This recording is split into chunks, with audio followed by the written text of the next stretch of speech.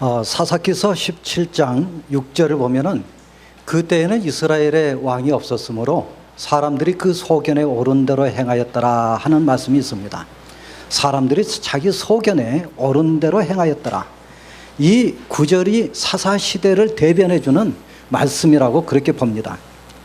사사시대를 대변해주는 이 말씀에 아주 걸맞는 그런 사건이 사사기서 마지막 부분에 나와 있죠. 레위인 어떠한 사람이 자기 고향 베들레헴을 떠나서 에브라임으로 가서 미가라고 하는 사람 집에 그 집안의 제사장이 되는, 밥 먹고 살기 위해서 취직했던 그런 이야기예요. 참 조금 씁쓸하죠. 그 레위인이 어떤 공적인 일을 가지고 하는 게 아니고 개인의 집에 들어가서 제사장이 됐다고 하는 것은 참 씁쓸한 이야기입니다. 또 하나 이야기는 또 레위인이 베들레헴에 살고 있는 첩을 데리러 가가지고 베들레헴에서 첩을 데리고 이 첩의 친정이 베들레헴인데 베들레헴에 가서 자기 첩을 데리고 돌아오는 길에 기브아라고 하는 곳에 가서 저녁을 유숙하고 하다가 자기 첩이 유흥간당하고 결국에는 죽어서 12도막을 첩의 몸을 12도막을 내서 12지파에게 보내가지고 베냐민 지파하고 전쟁하는 그런 이야기가 나옵니다. 자기 소견대로 행하였더라, 그 말씀이에요. 그런데 사사시대의 배경을 이해해 줄 수 있는 사건이 또 하나 있어요. 그 사건이 어떤 사건이냐면 룻기에 나타나는 이야기입니다. 룻기도 역시 에브라임 지파의 누구죠? 엘리멜렉이라고 하는 사람이 자기 가족을 데리고 베들레헴을 떠나서 모압으로 갑니다. 이 세 가지 이야기 공통점이 있습니다. 뭐냐면 베들레헴을 떠났다라고 하는 거예요. 베들레헴을 떠나면서 사건이 벌어지고 있어요. 엘리멜렉도 베들레헴을 떠나가지고 자기 죽고 두 아들 죽고 세 과부만 남아가지고 돌아오는 일이 기록되어 있죠. 베들레헴을 떠났다라고 하는 거예요. 이게 왜 성경 기자는 사사기서 다음에 룻기를 배열해 놓고서 베들레헴을 떠났다라고 하는 말씀을 첫 절에 기록해 주고 있을까요? 성경 기자는 분명히 무언가 의도가 있다고 그렇게 생각을 합니다. 그 의도가 뭐냐면은 어떤 일이 있더라도 베들레헴을 떠나서는 안 되는데, 베들레헴을 떠나서 레위인이 베들레헴을 떠나서 또 레위인 제사장이 자기 첩이 있었다고 하는 것도 우리가 지금 시대로서는 이해할 수 없는 거지만은 첩을 데리고 베들레헴을 떠나지 말라고 자기 장인이 떠나지 말라고 더 있으라고 그렇게 요구했는데 굳이 또 떠납니다. 떠나서 벌어지죠, 사건이. 룻기도 마찬가지예요. 떠나서 벌어져요. 어떤 사건입니까? 남자들이 다 죽는 사건이에요. 여기서 우리가 좀 조심해야 될 것이 하나 있습니다. 제가 목회를 하면서도 또 동기 목사님들, 친구 목사님들 설교하는 것들을 이렇게 들어보면은 구약의 하나님을 아주 단칼에 이렇게 처벌해 버리시는 무서운 하나님으로 그렇게 말씀들을 하세요. 이건 참 정말로 가슴 아픈 일인데 성경을 정말 모르는 얘기예요. 구약의 하나님이 그렇게 무서운 하나님이 아니시거든요. 아니세요. 말하자면 엘리멜렉의 남자들이 다 죽었다, 이것 가지고서는 그냥 막 때로는 공포감을 일으키는 듯한 그런 말씀을 하시는 것은 성경을 좀 더 한 번 더 읽고 한 번 더 고민하고 한 번 더 연구해 볼 필요가 있어요. 그러지 않으면 구약 성경을 왜곡되게 우리가 알고 있고 전하고 있고 가르치고 있지 않는가, 그런 생각을 해보게 됩니다. 룻기에서 가르쳐주고 있는 그 신학이라고 하는 것은 몇 가지가 있는데 간단한 이야기지만은 굉장히 아름다운 목가적 이야기예요. 이 장르를 가리켜서 굳이 이야기하자면은 역사소설 장르로 분류할 수 있지만, 그러나 굉장히 재밌고 흥미진진할 뿐만이 아니라 문학적으로 주옥 같은 문학적인 그런 짜임새로 되어 있어요. 대칭 구조라든지 1장에서 다 죽는데 4장에서 룻의 아들이 태어나죠. 생명이 태어나요. 이런 거 대칭 구조 이런 거 보면은 룻기가 굉장히 아름답게 짜여져 있거든요. 지난 학기 때 우리 학교 신대원에서 그 원전 강독을 했는데 룻기를 다 읽었어요. 원전으로.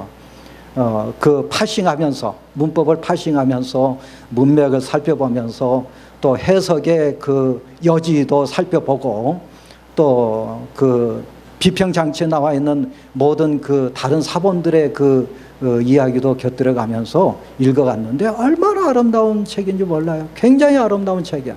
이렇게 아름다운 책 이면에 몇 가지 신학적인 의미가 있는데 첫 번째는 어떤 신학적인 주제가 있느냐면은 수혼제도, 형사취수라고 하죠. 형이 죽고 나면 동생이 형수를 데리고 산다.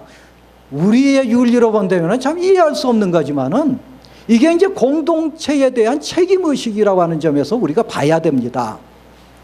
형님이 아이를 낳지 않고 죽었다. 형님의 대가 끊겼다는 얘기예요.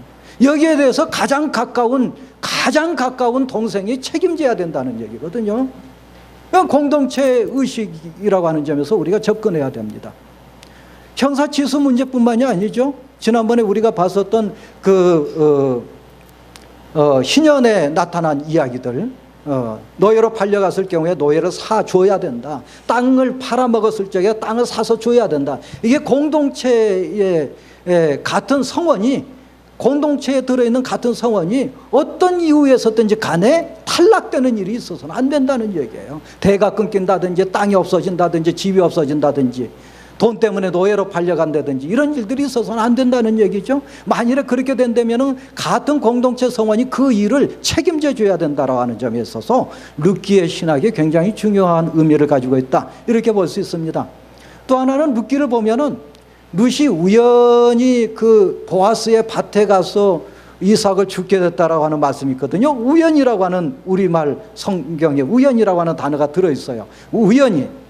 이게 굳이 번역하자면 우연이라고 할 수 있겠지만은 그게 이제 우연이라고 하는 게 아니고 하나님의 섭리죠. 하나님의 섭리를 표현하기 위해서 그런 문학적인 용어를 썼던 것 같아요. 하나님의 섭리라고 하는 얘기예요. 어떻든 간에 인생의 삶이라고 하는 것은 하나님께서 우리가 생각할 때는 우연이라고 할는지 모르지만은 거기에 하나님의 손이 개입되어 있다라고 하는 것을 보여주고 있다는 겁니다. 또 인도주의 사상이 룻기에 나와 있죠. 인도주의. 말하자고 하면은 젊은 과부에게 이삭을 줍도록 허락하되 더 많이 줍도록 하는 것, 이런 것들도 신명기서에 나타나고 있는 그 인도주의 사상을 그대로 룻기에서 실천하고 있다, 이렇게 볼 수 있습니다.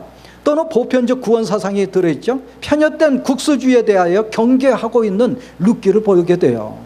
지난 시간에 그 신명기 역사서를 이야기하면서 제가 이런 말씀을 드렸을 겁니다. 인과응보라고 하는 말은 쓰지 않았지만 그러나 죄를 저지면은 반드시 벌을 받게 됐는데 그 죄에 대한 벌 또는 부르짖으면 구원하신다라고 하는 그 궤도 속에서 신명기 역사서를 기록하게 됐다라고 하는 말씀을 제가 드렸습니다. 자, 그러면 다른 얘기는 없을까요? 있어요. 인과응보 가지고만 세상을, 이 사회를 우리가 분석할 수가 없거든요. 그렇죠? 인과응보만 가지고 분석할 수가 없어요. 어떤 사람은 정말로 착하고 의롭게 사는데 어려움을 당한 사람들이 얼마나 많습니까? 그 사람한테 가가지고 당신 회개하시오, 이렇게 해야 될까요? 그럴 수는 없거든요. 이런 게 또 나와요. 말하자면 욥기서가 이제 대표적인 그런 성경이라고 볼 수가 있습니다. 보편적 구원 사상이라고 하는 것도 그래요. 이스라엘 백성들, 선민만 이랬는데 룻기서에 와서는 그게 또 다른 측면에서 구원론을 이야기하고 있어요.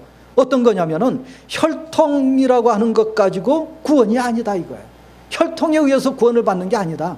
혈통에 의해서 구원을 받는 게 아니라 여호와 하나님을 고백함으로써 구원을 받는다라고 하는 놀라운 구원론의 그 발상의 전환이 여기에 나타나고 있습니다.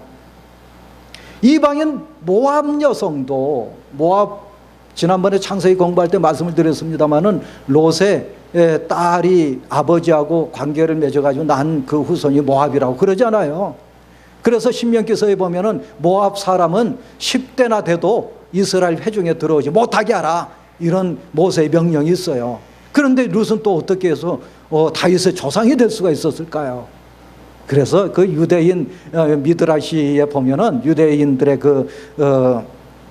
주석서라고 할 수 있는 미드라시에 보면 이런 말씀이 있어요. 그거는 남자들에게 해당되는 말씀이고, 모세가 10대까지 들어오지 못하게 하는 말씀은 남자들에게 해당되는 말씀이고, 여자들에게는 해당되지 않는 말씀입니다. 또 이렇게 유대교 그 미드라시에서는 해석을 하고 있습니다. 어쨌든 모압 자손의 딸이었던 이 룻까지도 다윗의 조상이 될 수 있다라고 하는 놀라운 사건이 바로 그러한 말씀이 룻기에 기록되어 있다는 얘기입니다. 거부간의 문제, 빈부의 문제, 종족의 문제, 노유의 문제.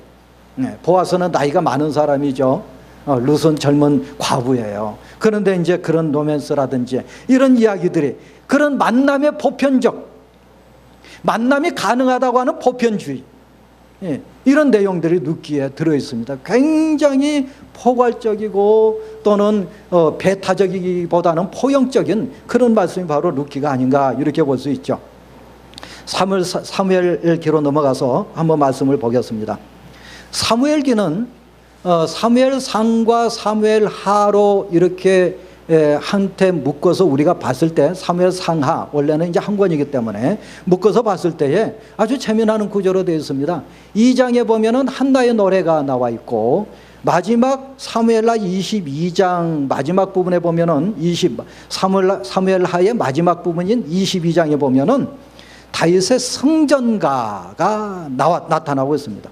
제가 여기에 여러분의 오자가 있는데, 사울의 조가가 아니라 사무엘하에는 다윗의 조가가 여기에 있어요. 그래서 한나의 노래, 그 다음에 다윗의 성전가, 다윗의 조가가 한가운데 있음으로써 양 노래, 한나의 노래는 그 불임 여성이 자식을 낳았다라고 하는 것에 대해서 굉장히 하나님을 찬양하는 그런 말씀이죠. 그런 노래죠. 다윗도 역시 성전가에서 그런 노래를 하고 있습니다.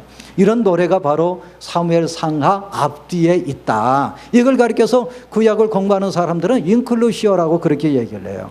인클루시오가 뭐냐면은 괄호예요, 괄호. 앞에 괄호 치고 뒤에 괄호 친 거예요. 뭘로? 한나의 노래로 괄호로 닫고 열고, 그 다음에 다윗의 성전가로 괄호로 닫는 그런 거죠. 그 안에 들어있는 모든 이야기는 하나님을 찬양하는 내용이다, 이렇게 간주할 수 있다는 얘기입니다.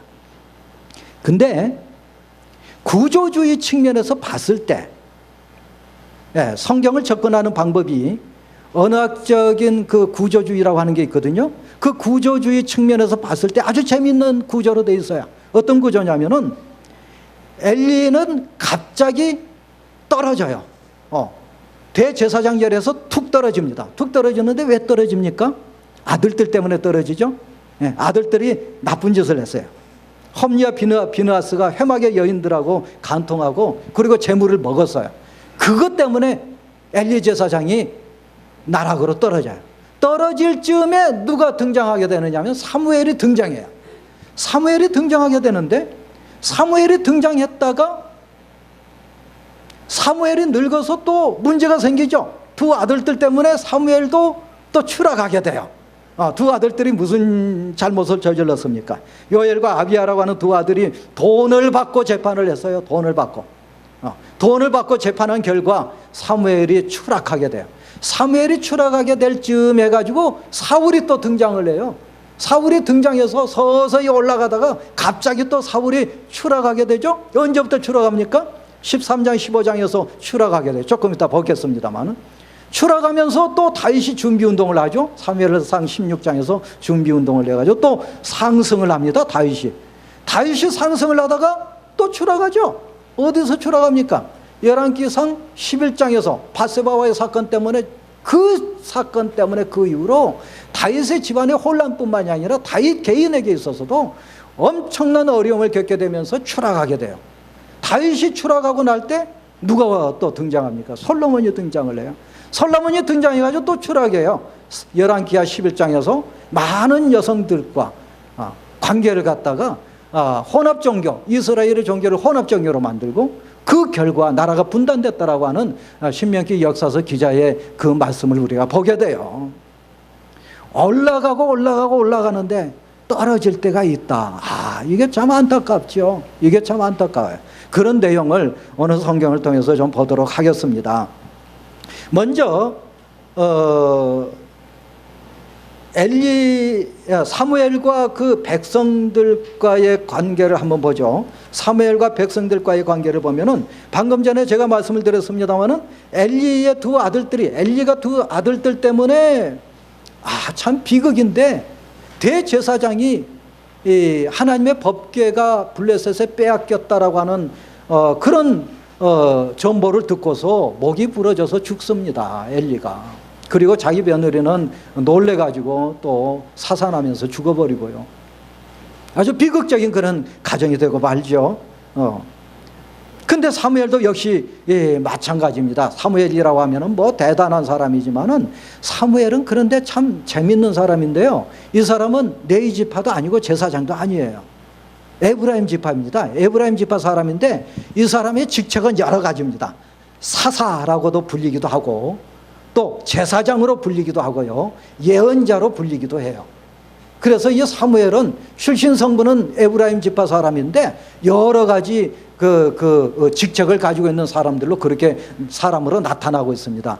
왜 그럴까요? 아마 그게 하나님께서 직접 통치하셨던 사사시대 말기에 혼돈 상황을 대변해 주지 않느냐 이렇게 볼 수 있습니다.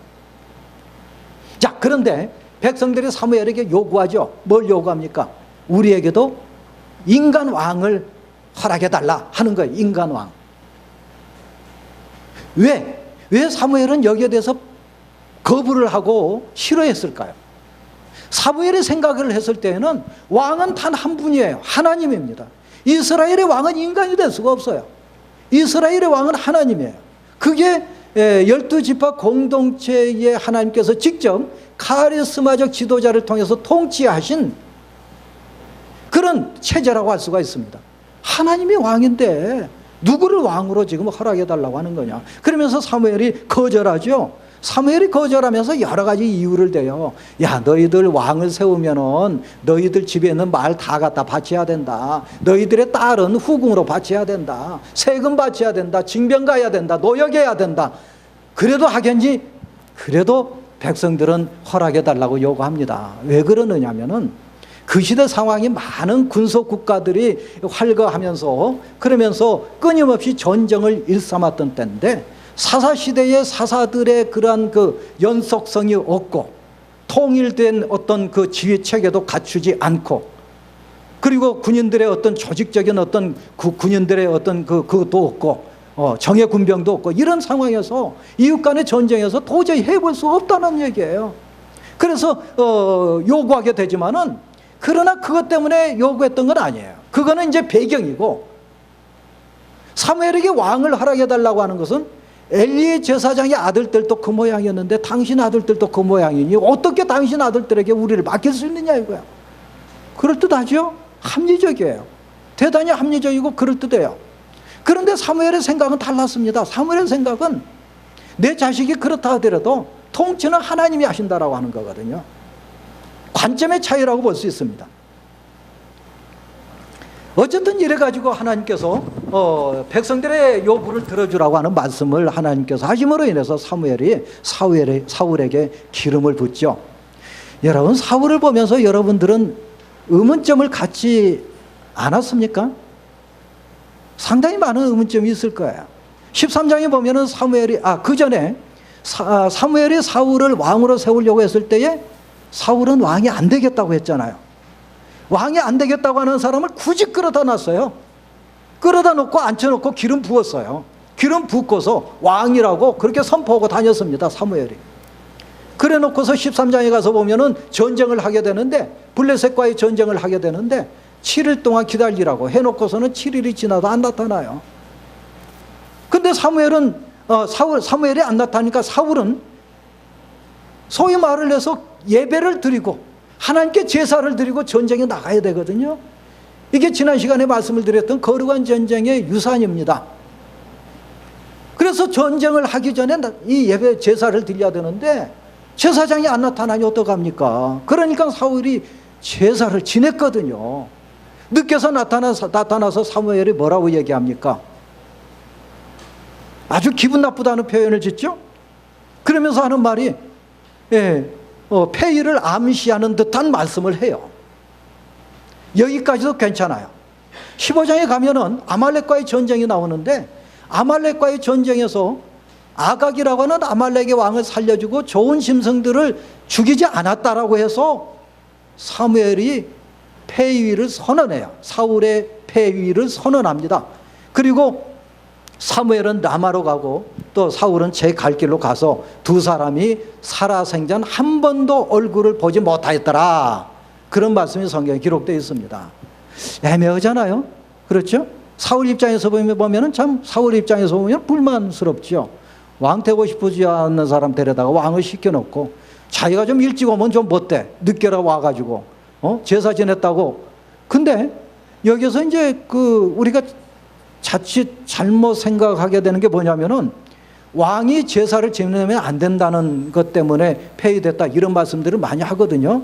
근데 다윗도 제사를 지내요. 솔로몬도 1000번째 지냈잖아요. 그죠? 솔로몬도 1000번째 지냈는데 솔로몬은 야단도 안 맞았는데 오히려 칭찬 들었는데 뭘요? 제사 지낸 게 문제가 아닌 것 같아요. 제가 볼 때는 제사 지낸 게 문제가 아니라 뭐에 문제가 있었느냐면은 전쟁은 지금 어디냐면은 믹마스예요. 믹마스에서 사울의 아들 요나단이 블레셋과 대면하면서 전쟁을 치르고 있습니다. 근데 사울이 사무엘을 기다리는 장소는 어디냐면 길갈이에요. 제 눈에는 그게 보입니다.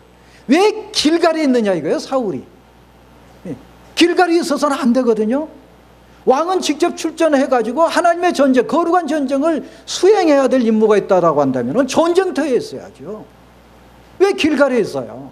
이 길갈이 있었다라고 하는 건 뭐냐면은 사울이 처음에는 왕이 되고 싶지 않고 겸손한 마음을 가지고 있었지만은 왕이 되고 나니까 문제가 뭐냐면은 누가 번제의 주관자냐?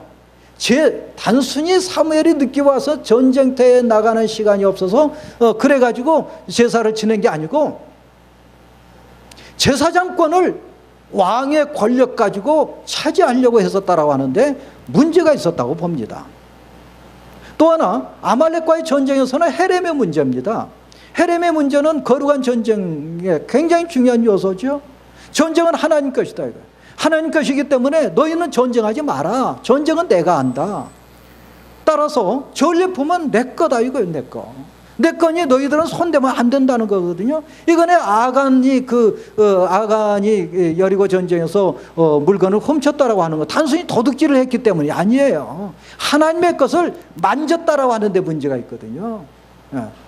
사울은 거룩한 전쟁 이념을 깡그리 뭉갰어요.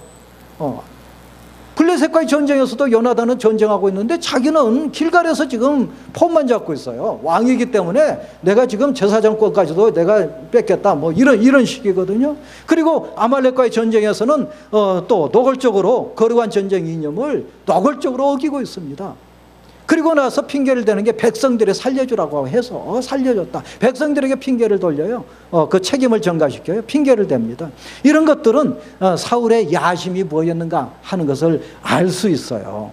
뭐가 문제냐면은 그 9장 16절에 보면 사무엘상 9장 16절에 보면은 또 10장 1절에 보면은 두 번에 걸쳐서 사무엘이 사울의 머리에 기름을 부었다라고 하는 말씀이 나오는데 기름 부을 때 멜렉으로 기름을 부었다라고 말씀하지 않고 우리 성경에는 지도자로 세웠다 이런 말씀이 나요. 지도자라고 하는 말씀은 히브리어로 나기드인데 이건 무슨 지도자면은 군대를 이끄는 장관이에요.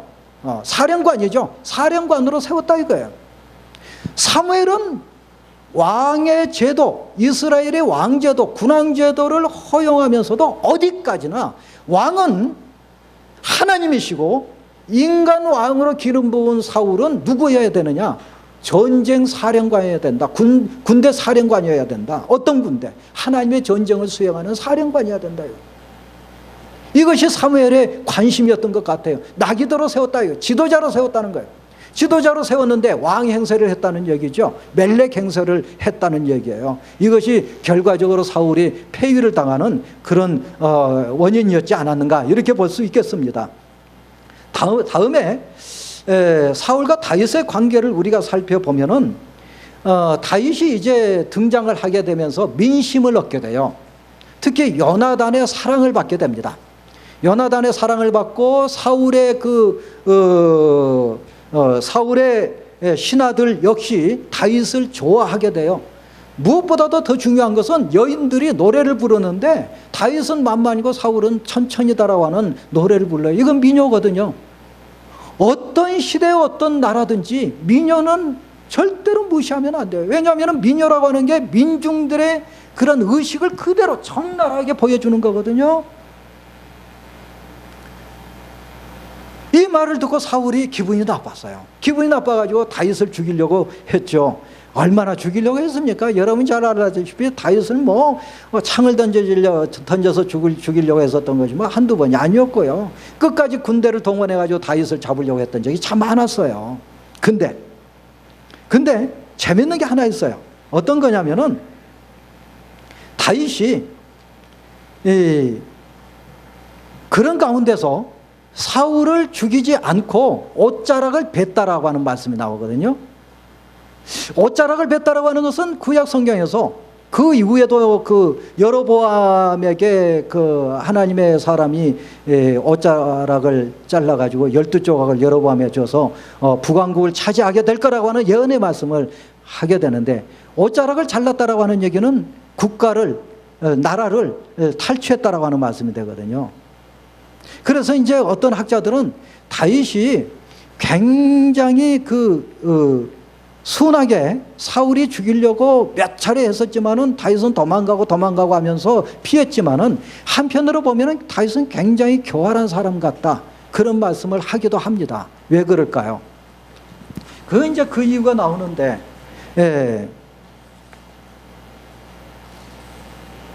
그 이유가 나중에 열왕기서에 보면은 우리가 볼 수 있을 겁니다. 다음 주에 열왕기서에 보면은 볼 수 있을 텐데,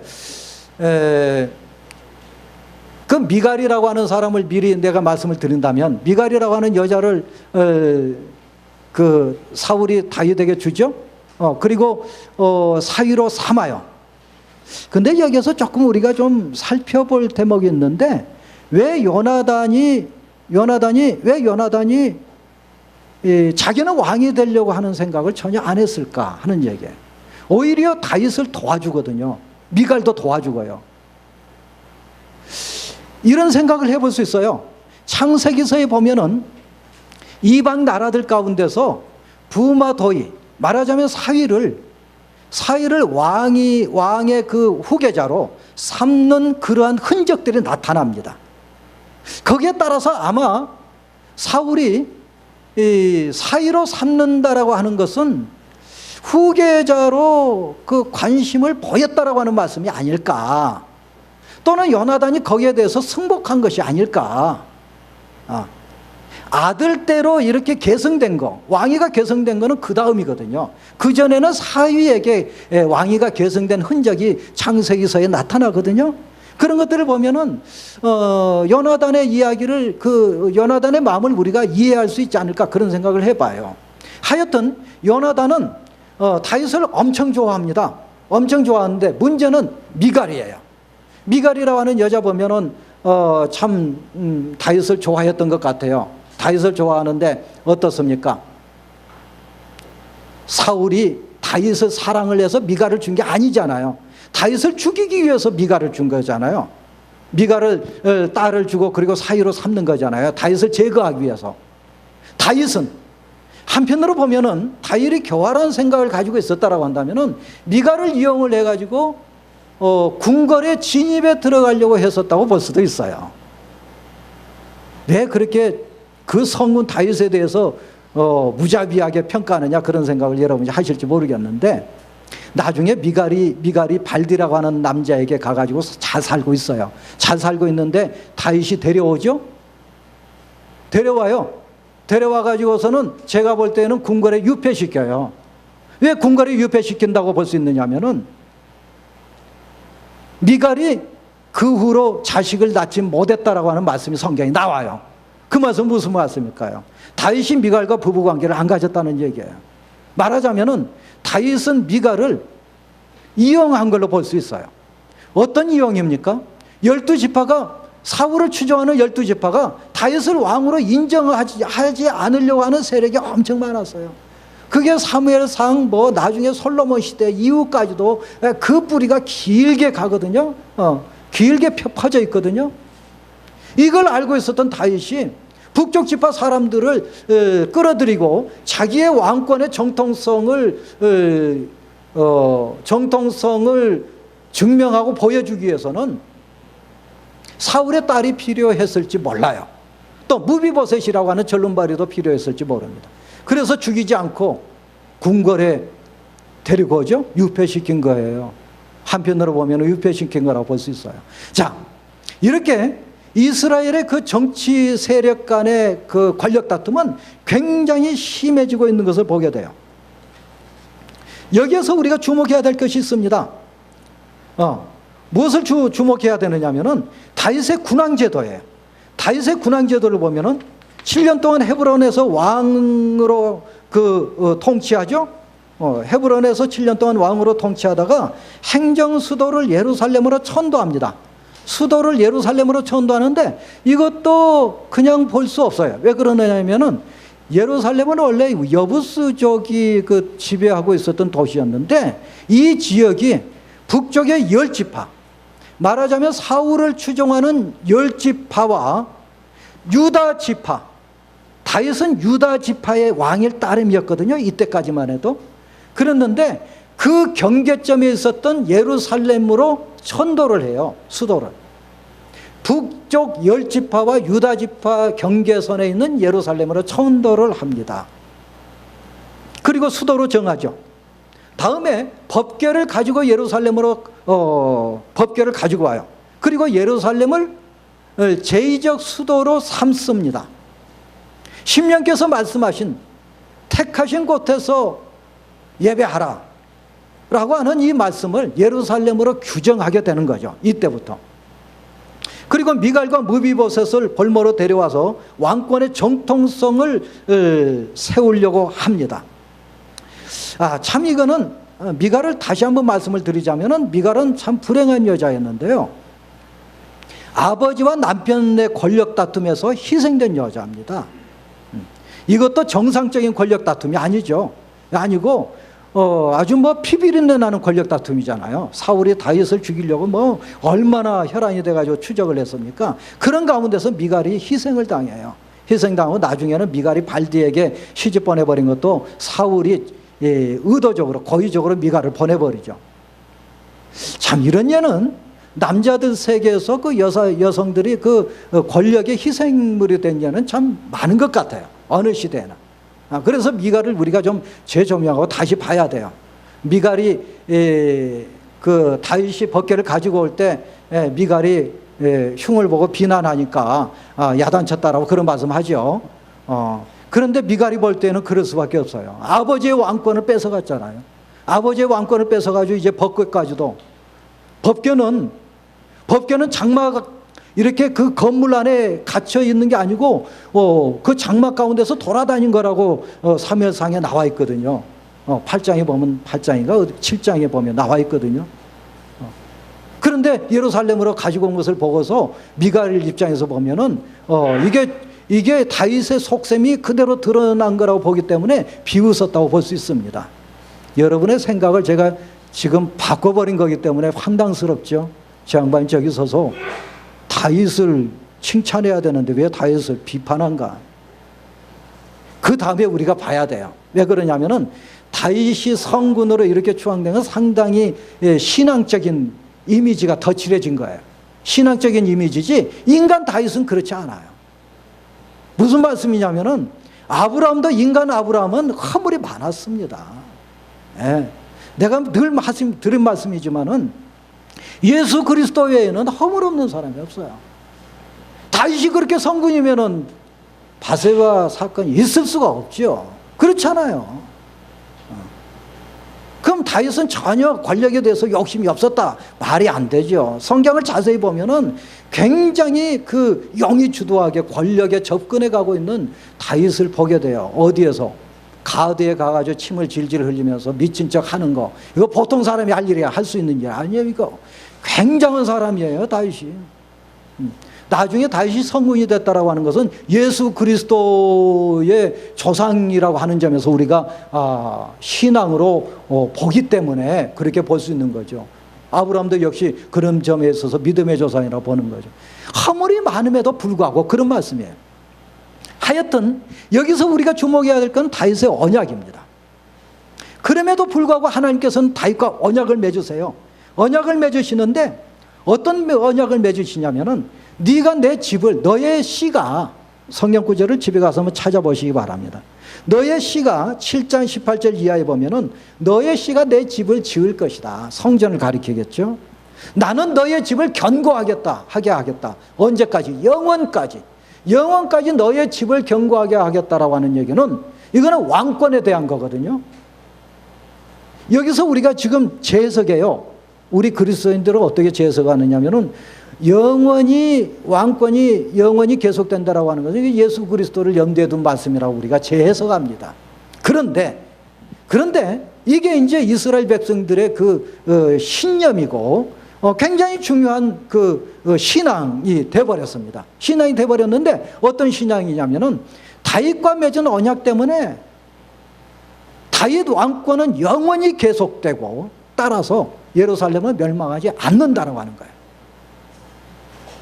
이것이 587년 멸망하기 직전까지도 이 신념과 신앙이 철저했습니다. 예루살렘은 멸망하지 않는다. 그런데 예레미야는 지난 시간에 제가 말씀을 드렸습니다만 멸망한다고 했거든요. 왜? 시내산 전통에 따라서. 시내산 전통은 뭐예요? 시내산에서 맺은 언약을 맺은 하나님은 언약법을 어기면은 불순종하면 그러면 벌을 주겠다고 하는 거거든요. 이게 신명기 신학하고 일치해요. 신명기 신학은 뭐예요? 율법을 어기면, 율법에 순종하지 않으면 버리겠다라고 하는 거거든요. 근데 다윗의 언약, 시온 신학이라고 하기도 하고 다윗 계약 신학이라고 하기도 하는데 다윗과의 언약 때문에 망하지 않는다. 이렇게 생각한 거는 잘못됐다라고 하는 거예요. 예레미야는 다윗 언약을 재해석한 거예요. 어떻게 재해석한 겁니까? 신명기 신학에 의해서 재해석한 거예요. 그러나 그때 당시 예루살렘 그 지도자들은 철저하게 다윗 언약에 가두어져 있었습니다. 무슨 짓을 해도 우리는 멸망하지 않는다. 그런데 멸망했거든요. 결과적으로 멸망했어요. 예레미야의 예언이 맞은 거죠. 제가 여기서 말씀을 드리고자 하는 것은 다윗의 언약이라고 하는 이 말씀이 어떤 짓을 해도 망하지 않는다라고 하는 그런 이데올로기, 이념이 아니라 멀지각한, 이걸 가리켜서 통속적이라는 표현을 쓰는데 통속적인 신앙이 아니라, 통속적인 신앙, 어떤 짓을 해도 망하지 않는다라고 하는 통속적인 신앙이 아니라 하나님의 말씀을 버리면, 너희들이 하나님을 버리면 하나님이 너희를 버린다라고 하는 거예요. 이 신명기 신학에 의해서 다윗 신학을 재해석한 게 예레미야라고 볼 수 있고 예언자들이라고 볼 수 있습니다. 어쨌든 그 이후에 암논과 다말의 강간 사건이 나오고 압살롬이 그 암논을 복수하는 이야기도 나오고요. 압살롬이 반역해가지고 다윗이 도망치는 이야기도 나오죠. 거기에 보면은 재미있는 이야기가 나오는데 압살롬이가 다윗의 후궁들하고 백주대낮에 성관계를 갖는 그런 이야기까지 나와요. 그럴 수 있을까? 이렇게 생각을 우리가 할 수 있는데 고대 사회에서는 그 쿠데타를 일으켜가지고 정권을 탈취하면은 후궁들을 다 차지했어요. 그게 이제 그 권력을 이긴 자의, 권력 투쟁에서 승리한 자의 전리품으로 후궁들을 그렇게 다루었거든요. 아버지의 후궁들을 취했다라고 하는 것은 내가 왕이 됐다라고 하는 선포입니다. 그런 의미에서 압살롬은 다윗의 후궁과 백주대낮에 성관계를 가지면서 백성들에게 자기가 왕이 됐다라고 하는 것을 선포한 거라고 볼 수가 있어요. 그 다음에 행정관리들을 세우고 군대 장군들을 세우고 다윗이 인구조사를 해요. 자, 여기에서 몇 가지 신학적 주제들이 나오는데 고대 근동의 재앙제도와 이스라엘의 재앙제도, 군왕제도의 차이가 있다는 얘기예요. 고대 근동의 재왕제도는, 군왕제도는 어떤 제도냐면 왕은 곧 신이다 이거예요. 반신 반인이에요. 왕은. 예를 들어서 파라오와 같은 이는 신이에요. 죽으면 어떻게 됩니까? 태양과 합일한다고 봤어요. 태양과 합일해서 태양신이 된다고 봤거든요. 근데 이스라엘에서 군왕제도는 하나님의 대리자입니다. 왕이. 청직이에요. 하나님께서 허락하신 것만 일을 할 수가 있어요. 하나님께서 막으신 것은 하면은 안 되는 거죠. 뿐만 아니라 이스라엘 백성들도 하나님의 자녀들이고 다윗도 하나님의 자녀입니다. 평등 사상이죠. 왕과 백성이 평등하다라고 하는 얘기예요. 신이 될 수 없다는 얘기입니다. 군왕제도에 있어서 고대 근동과 전혀 다른 그런 제도, 그런 이념을 가지고 있었다, 이렇게 볼 수 있죠. 다음에 나기드라고 하는 거예요. 아까도 말씀드렸습니다마는 사울을 왕으로 세우고자 했었던 사무엘의 의도는 군대 지휘관으로서 사울을 세우려고 했던 것이지, 멜렉으로 말하자면 전제군주로 사울을 세우려고 했었던 의도는 전혀 없었다, 그런 얘기입니다. 자, 이런 점에 있어서 우리가 볼 수 있는 것은 사울은 나기드로서 기름 부음을 받고 난 다음에 멜렉으로 행세하려고 했기 때문에 사무엘에게 있어서 버림받지 않았는가, 이렇게 볼 수 있죠. 근데 다음 시간에 제가 솔로몬 말씀을 드릴 때 말씀을 또 한번 드리겠습니다만은, 이 제사장권과 왕권의 충돌은 여기에서 끝나지가 않습니다. 사무엘이 왕을 기름 부어서 임명하죠. 다윗이 아비멜렉 제사장을 임명을 해요. 그러다가 솔로몬 시대 가면은 아비멜렉의 후손들을 제거한 다음에, 추방시킨 다음에 사독이라고 하는 사람을 제사장으로 세워요. 요때쯤 되면은 이제 제사장은 왕의 그 군종 참모 정도밖에 되지 않습니다. 그래서 이제 그 제사장권과 왕권이 역전돼 버리는 일이 군왕제도가 깊어지면서 그렇게 되는 거죠. 말하자고 하면은 다윗 이후에는 세상의 군왕제도와 이스라엘의 군왕제도가 별반 차이가 없을 정도로 변질되고 만다. 그게 멜렉이라고 하는 말로 우리가 규정할 수 있다 하는 얘기입니다. 다윗도 그 카리스마적 지도자였던 사무엘에게 기름 부음 받은 왕이지만은 다윗에게 와서는 이제 상당히 변질돼요. 뭐가 변질되느냐면은 사울과 다윗을 비교해 볼 때 사울은 궁궐도 없었습니다. 후궁도 없었습니다. 사울은 세금도 거두지 않았습니다. 사울은 징병, 군대를 모집하지도 않았습니다. 그런데 다윗은 이 모든 것을 해요. 인구조사를 통해서 세금을 매기고, 그 다음에 징병제도, 군인들을 모병을 하고요. 뿐만 아니라 징병을 하고, 뿐만 아니라 정예 군인들을 주둔시키고, 세금을 걷어들이고, 궁궐을 짓고, 후궁들을 많이 두고, 이런 일을 하게 되죠. 이제는 더 이상 카리스마적 지도자로서 나기드라고 하는 개념은 사라지고, 세상 군왕제도와 유사한, 아니 똑같은 그러한 멜렉으로서의 군왕제도가 이스라엘에 정착하고 있는 것을 보게 됩니다. 이 의미가 어떤 의미가 있는가는 또 우리가 조금 더 공부해 나가면서 말씀을 제가 드리겠습니다. 우리가 지금 공부한 것은 이스라엘의 역사를 쭉 훑어보는 거지만은, 그러나 궁극적으로는 예수 그리스도에 의해서 재해석할 필요가 있는 거죠. 그거는 이제 우리 그리스도인들의 그러한 그 이스라엘 역사를 보는 눈이고, 또는 구약 성경을 보는 눈인데, 일단 구약 성경만 놓고 보면, 이스라엘 역사만 놓고 보면 다윗은 세상의 군왕제도를 그대로 답습하고 제도를 끌어들이는 그런 군왕으로 이제 그 정착시키고 있는 것을, 제도를 정착시키고 있는 것을 보게 됩니다. 이것이 바로 사무엘이 염려했었던 거예요. 사무엘은 왕은 하나님이어야 돼.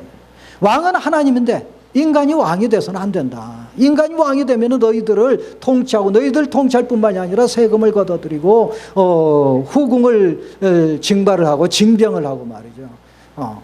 그러는데 그래도 좋겠니? 이렇게 이제 물어봤을 때 백성들은 좋다 그랬거든요. 그 결과 어떤 일이 벌어졌는가 하는 것은 이스라엘의 역사가 우리들에게 잘 가르쳐주고 있다고 볼 수 있겠습니다. 정리하겠습니다. 사무엘기는 굉장히 재미있는 이스라엘 역사라고 볼 수가 있는데, 군왕제도가 정착해가는 과정이 사무엘기에 기록되어 있다고 볼 수 있습니다.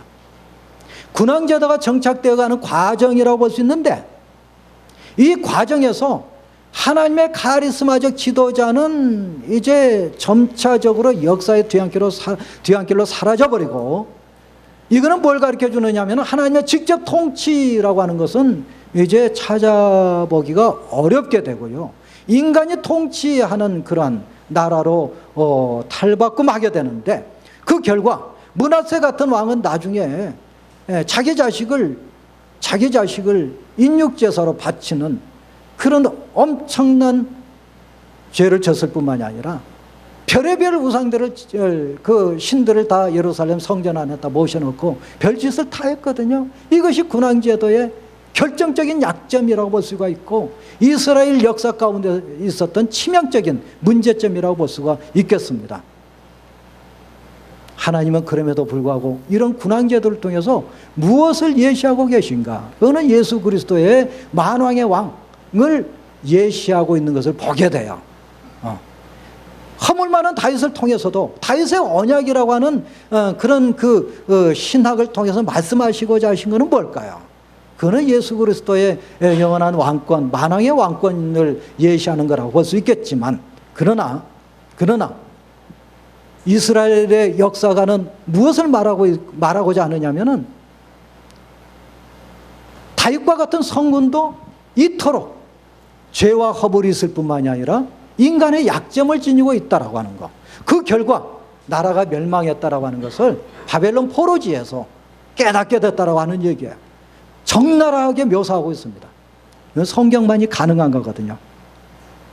왜 이런 말씀을 드렸느냐면은, 어떤 종교의 경전도 자기들의 그 종교적 시조라든지 종교 지도자들에 대한 약점을 기록한 예가 거의 없어요. 성경은 적나라하게 그것을 밝히고 있습니다.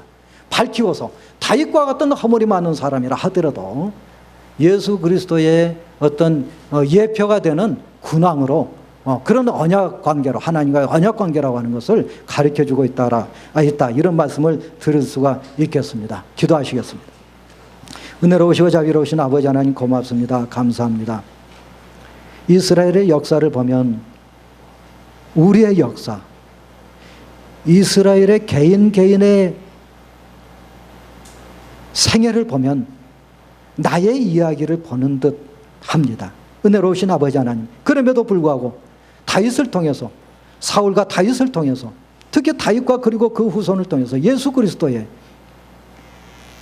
나심을 예시하고 있는 것을 보게 될 때에 하나님의 놀라운 경륜을 이 가운데서 발견하게 됩니다. 은혜로우신 아버지 하나님, 우리가 나약함에도 불구하고 낙심하지 아니하고 주님을 바라보며 승리하는 우리 모두가 되게 하여 주시옵소서. 예수님 이름으로 기도드리옵나이다. 아멘.